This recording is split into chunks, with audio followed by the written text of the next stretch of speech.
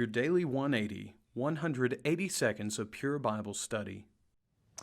Welcome to this, your Daily 180 Bible study. Thank you for being with us today. We certainly do appreciate it. We are continuing a series of studies on how to be an effective parent, how to raise godly children in an ungodly world.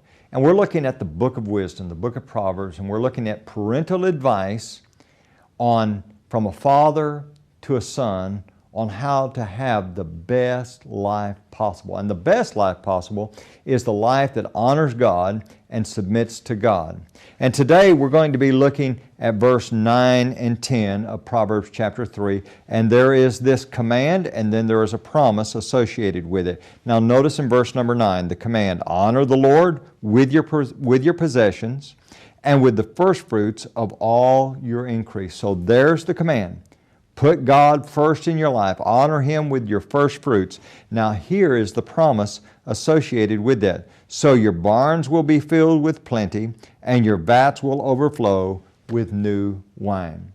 Do you want your children to have an abundance? Do you want them to have all the best things in life?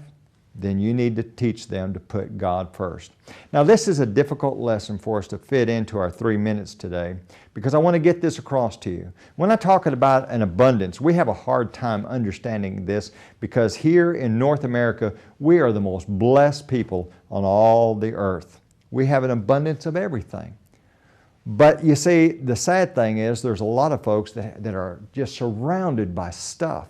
And in a lot of ways, we could say it's really fine stuff. I mean, just really, really extravagance. But they don't have enough. They don't have an abundance. In contradistinction, I know folks down in Honduras and Nicaragua and Panama that they live in houses we would be ashamed to park our lawnmower in, but they have an abundance because of their perspective, because they understand what comes first.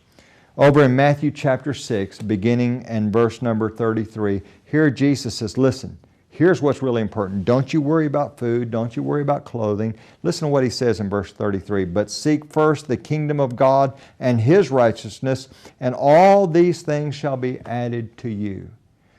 If you want your children to have an abundance, not as man thinks of it, but as God thinks of it, teach them to put God first. Teach them to make God number one in their life. Thank you for being with us today for this, your Daily 180 Bible study.